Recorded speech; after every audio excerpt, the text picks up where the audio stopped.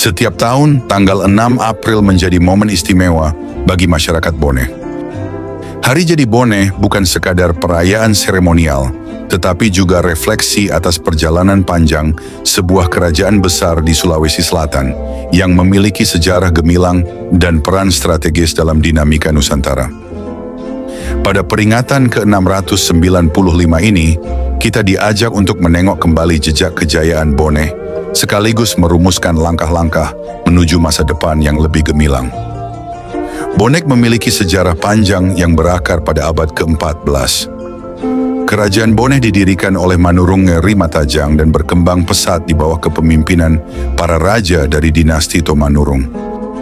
Salah satu titik balik penting dalam sejarah Bone adalah ketika Arung Palaka memimpin perjuangan melawan dominasi kerajaan Gowatalo di abad ke-17. Dengan keberaniannya, Bone tidak hanya mempertahankan kedaulatan, tetapi juga memainkan peran dalam membentuk peta politik di kawasan timur Indonesia. Seiring waktu, Bone berkembang menjadi pusat kebudayaan dan perdagangan. Nilai-nilai yang dijunjung tinggi oleh masyarakatnya, seperti harga diri, solidaritas, kebijaksanaan, dan kejujuran, terus menjadi pegangan dalam menjalani kehidupan.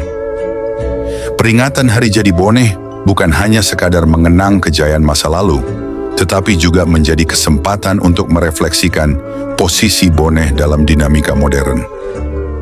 Tradisi dan budaya yang diwariskan para leluhur harus terus dijaga agar tidak terkikis oleh arus globalisasi.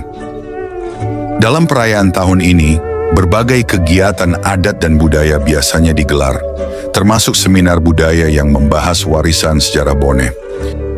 Lebih dari sekadar perayaan, ini adalah momentum bagi generasi muda untuk mengenal lebih dekat jati diri dan identitas mereka sebagai bagian dari masyarakat Bone. Di tengah tantangan zaman, Bone memiliki potensi besar untuk berkembang sebagai daerah yang maju dan mandiri. Keunggulan di sektor pertanian, perikanan, dan ekonomi kreatif harus terus didorong agar dapat meningkatkan kesejahteraan masyarakat. Salah satu tantangan terbesar adalah bagaimana menjaga keseimbangan antara modernisasi dan pelestarian budaya. Di era digital ini, perlu ada upaya konkret untuk mengasipkan dan mempromosikan kekayaan sejarah serta budaya Bone agar tetap relevan di mata dunia. Hari Jadi Bone ke-695 adalah momentum untuk merenungkan perjalanan panjang daerah ini, sekaligus merancang masa depan yang lebih baik. Sejarah yang kaya harus menjadi inspirasi, bukan sekadar kenangan. Dengan menguatkan nilai-nilai kearifan lokal dan mengadaptasi perkembangan zaman, Bone dapat terus maju sebagai daerah yang berdaya saing tanpa kehilangan identitasnya. Marilah kita jadikan peringatan ini sebagai semangat untuk bersatu, berinovasi, dan terus menjaga kejayaan Bone di masa yang akan datang.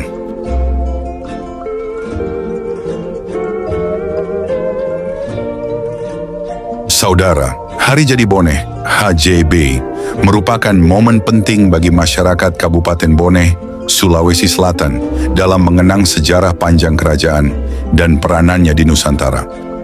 Hari Jadi Bone ditetapkan berdasarkan Peraturan Daerah Kabupaten Bone Nomor 1 Tahun 1990 dan diperingati setiap 6 April. Peringatan Hari Jadi Bone tidak muncul begitu saja, tetapi melalui kajian sejarah yang mendalam. Salah satu tokoh utama yang menggagas peringatan Hari Jadi Bone adalah Andi Syamsoel Alam, Bupati Bone ke-13, yang memerintah dari tahun 1988 hingga tahun 1993. Untuk itu, Andi Syamsoel Alam Petarola menggelar seminar internasional di Watampone pada Januari 1990. Seminar ini dihadiri para sejarawan dan tokoh adat Bone, mengkaji berbagai sumber sebelum menentukan tanggal yang dianggap paling tepat untuk merepresentasikan hari lahir Bone sebagai sebuah entitas politik, pemerintahan, dan kebudayaan.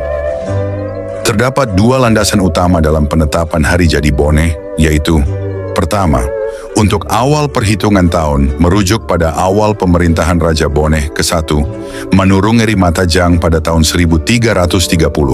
Sebagaimana dalam catatan Lontara Akarung Ngeri Bone, menyebutkan bahwa Manurung Ngerimatajang dianggap sebagai Raja Boneh yang meletakkan dasar-dasar sistem pemerintahan kerajaan. Kedua, untuk pemilihan tanggal merujuk pada hari pelantikan Raja Boneh ke-16, Lapatau Matanatika, pada tanggal 6 April 1696. Sebagaimana dalam catatan Lontara Akarungeng Eri Boneh menyebutkan bahwa Lapatau Matanatika dikenal sebagai pemersatu kekerabatan di Sulawesi Selatan. Berdasarkan amanah pamannya, Laten Ritata Arung Palaka yang menerapkan politik Pasiajingeng melalui perkawinan. Dengan strategi tersebut, membawa Boneh mencapai kejayaan, baik dalam bidang politik, militer, maupun kebudayaan. Dari hasil seminar ini kemudian dikuatkan dengan Peraturan Daerah Kabupaten Boneh Nomor 1 Tahun 1990 yang disahkan pada tanggal 22 Maret 1990 dan menerangkan bahwa Hari Jadi Boneh diperingati setiap 6 April. Jika merujuk pada ketetapan tahun 1330, maka pada tanggal 6 April 2025 merupakan peringatan Hari Jadi Boneh yang ke-695 tahun. Peringatan ini bukan sekadar seremoni, tetapi juga menjadi pengingat bagi masyarakat Boneh tentang kejayaan leluhur dan semangat persatuan dalam membangun daerah. Oleh sebab itu, Hari Jadi Boneh yang diperingati setiap 6 April merupakan hasil kajian sejarah dan lontara. Dengan adanya peringatan ini, masyarakat Boneh diharapkan dapat terus menjaga warisan budaya dan nilai-nilai luhur dari kerajaan yang pernah berjaya di Nusantara.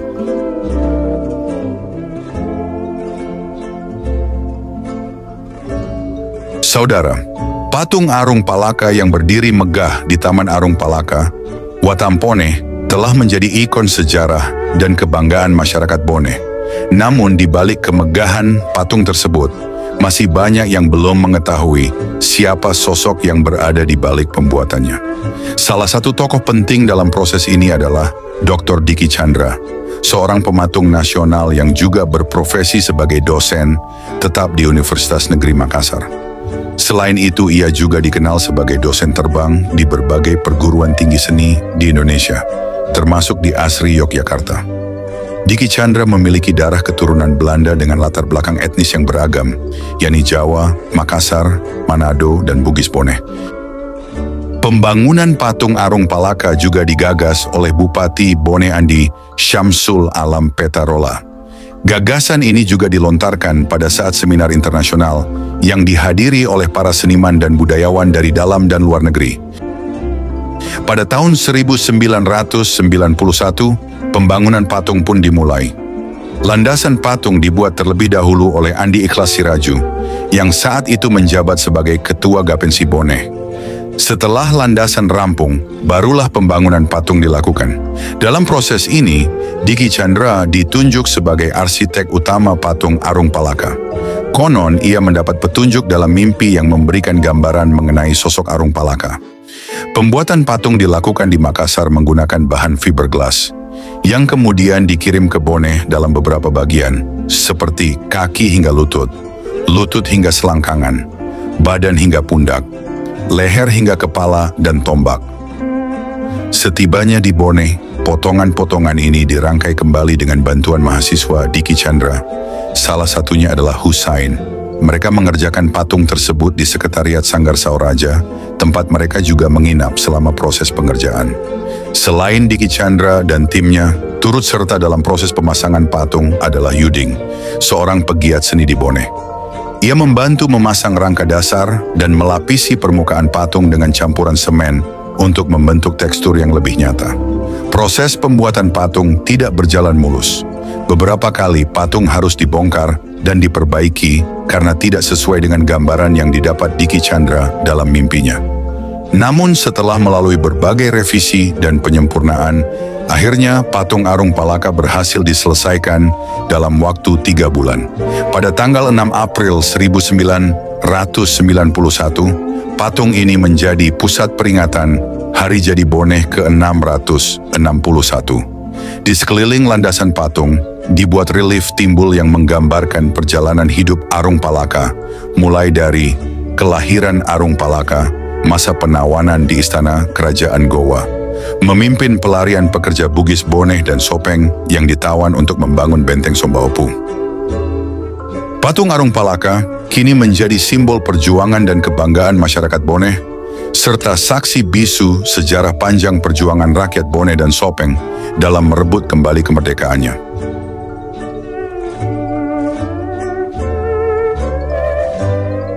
Andi Syamsul Alam Petarola adalah seorang bangsawan Boneh dari Kecamatan Patimpeng yang menjabat sebagai Bupati Boneh dari tahun 1988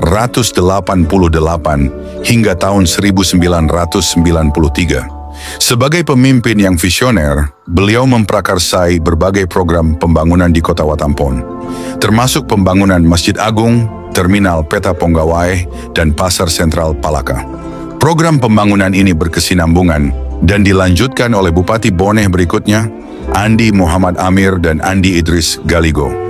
Sebelum menjadi bupati, Andi Syamsul Alam adalah seorang perwira aktif di ABRI dengan jabatan sebagai Komandan Kostrat di Maros.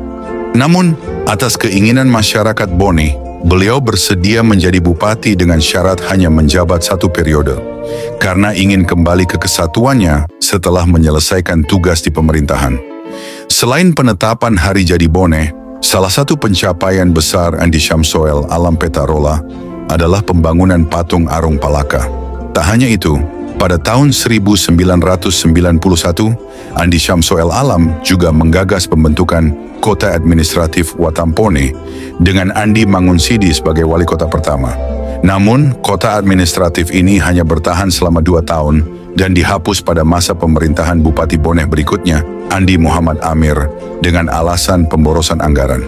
Padahal jika program ini terus berjalan, Watampone bisa berkembang seperti Palopo di Luwu, yang kini telah menjadi kota madya dan membawahi 3 kabupaten.